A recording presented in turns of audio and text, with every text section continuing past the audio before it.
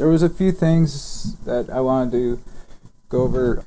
One of the things that you should try to, like, right away, and this is both hands really, that you should try to get, is the motion of 3 2 1 3 2 1 on the same key. So that would be, like, say I'm choosing B flat here.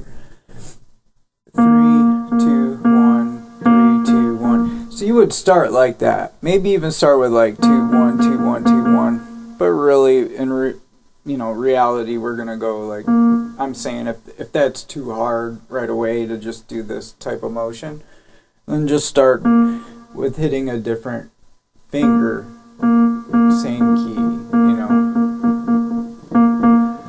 then you want to end up speeding it up, and then, white key might be something that you might want to do first, but it doesn't really matter. So the idea is, instead of, poking at the key, you want almost like a wheel-like motion. So maybe I'll move in on.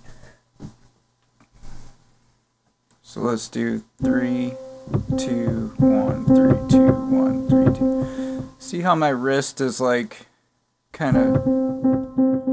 just kind of level, 3 2 1 3 2, and see how I'm kind of swooping in.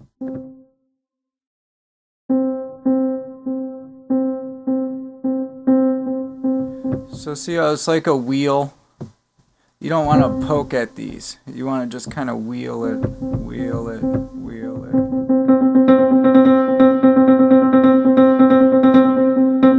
Eventually you end up going faster than the piano can respond. Then what's next is 4 3 2 1 4 3 2 1. And an overhead shot would end up being, you almost want to like a karate chop this. So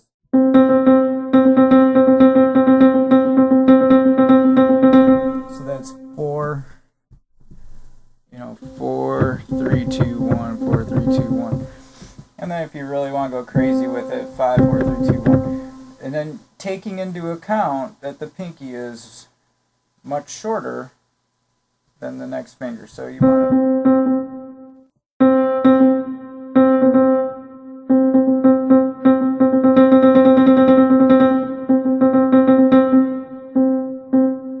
So these are things you want to get good at, like kind of swooping in, and then eventually, you want to build the muscles in your hand.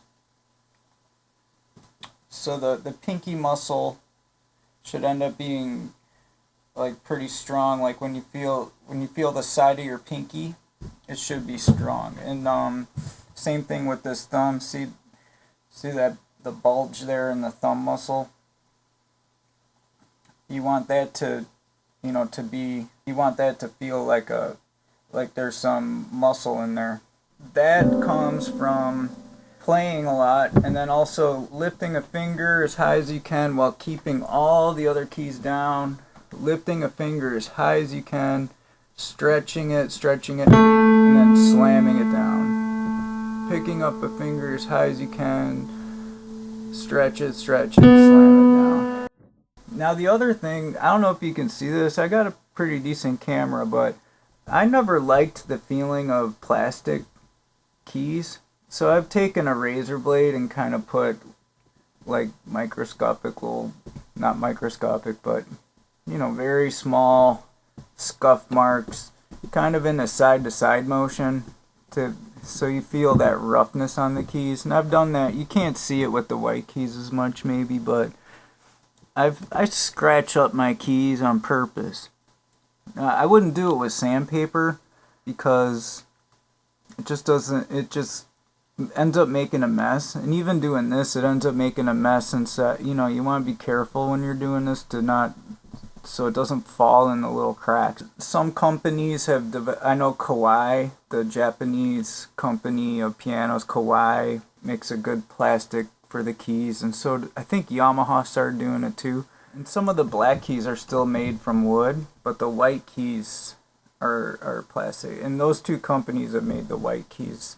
Some models will have that good plastic until we can all afford nice pianos. I would take a razor blade and just start scuffing it up, and that gives you a better hold on the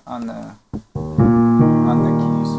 Now another thing is passing under. You can pass under any finger with any finger, you know. So get used to doing that. I don't know why people would say that that's, you know, not a technique or something, but it really is. We really pass our pinky under other fingers. So get used to that. I mean, 2 isn't a good one to pass the pinky as much, but if you need to, you know, that's something that might happen. But you know, when we first start piano lessons, we do, you know, under the 4, under the 3, over the thumb. But really, you can pass any finger over any finger. You can pass any finger under any finger. Just get there. Getting in good position to do that. Another thing is being able to hold a key down with any finger, and then so I'm holding down D flat, going octaves, right?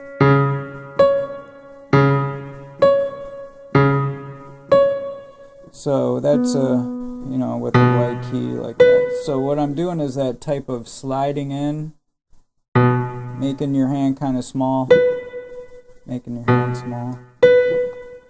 turns is a good one,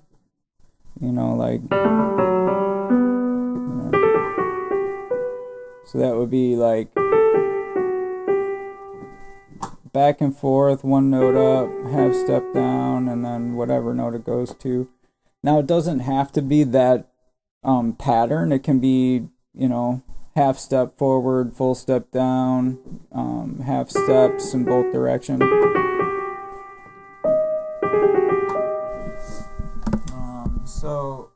And then when you get used to turns, do turns on anything.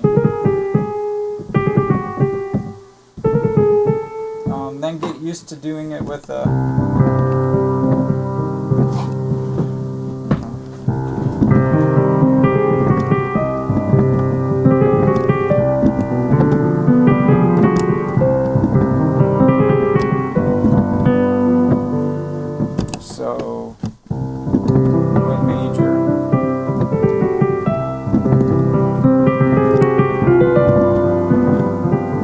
So another thing is rolls, like rolling and like what I just did. I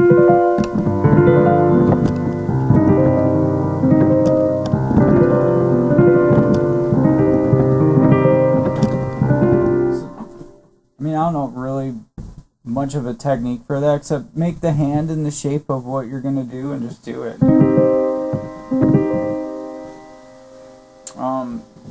What you want to avoid is just kind of staying in one spot and holding down the first note that you hit. That's something I see a lot teaching, is like people just, that's what the sustain pedal is for, so we're free to move around. That's not that's not only what it's for. Of course, the sustain pedal is, sustain for, but it helps you be free.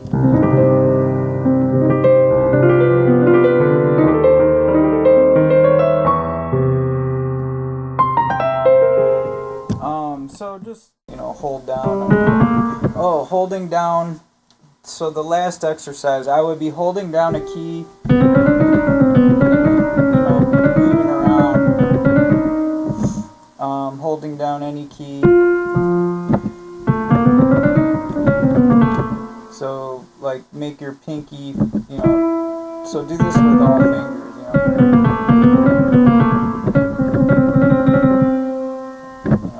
hold down something.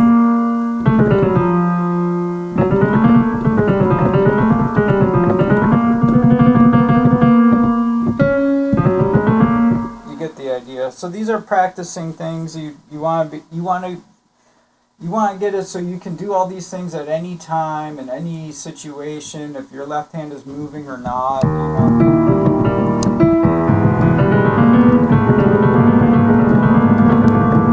If your left hand is moving or not, and if, and make it so you're not stressed out and tensed up to do it. You want to just be able to do this like you're just sitting outside sipping a glass of lemonade, you know, like.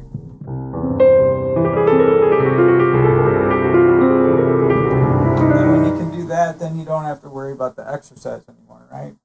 Because then you can just at any time just pull that off. Those are some things. So I would get good at.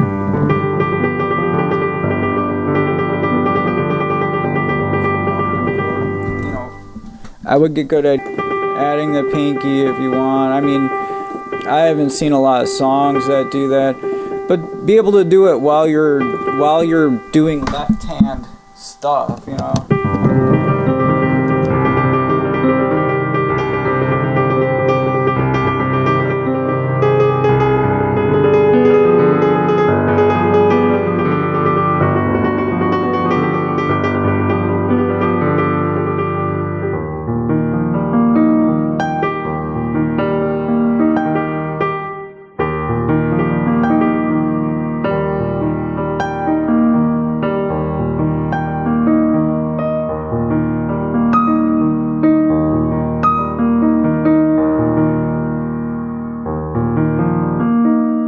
The other thing? I don't know. Terms.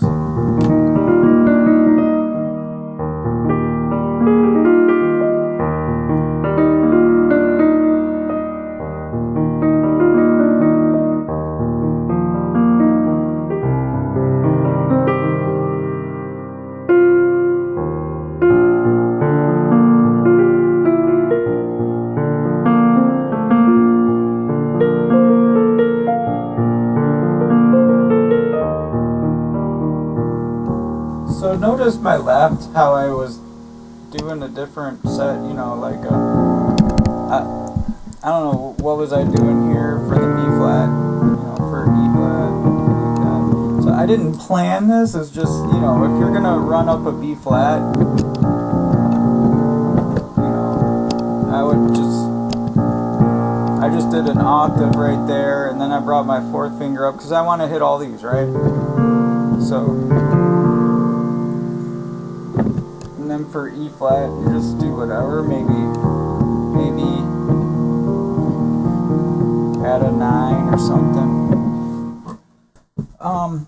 Those were things that I didn't have time to get into in the first video. So that would be it.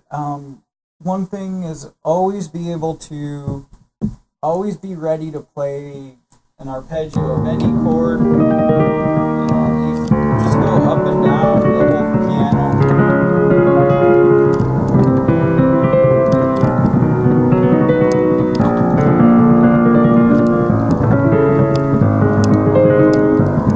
You know, minor, major.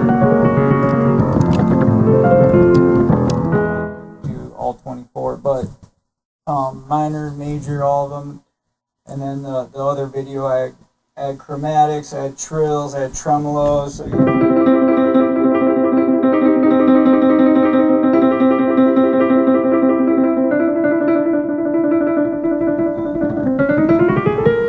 then being able to pass over and under any finger. So I'm just kind of recapping, holding a note. That's useful because in piano music you want to be able to. So hope you enjoyed. Thank you.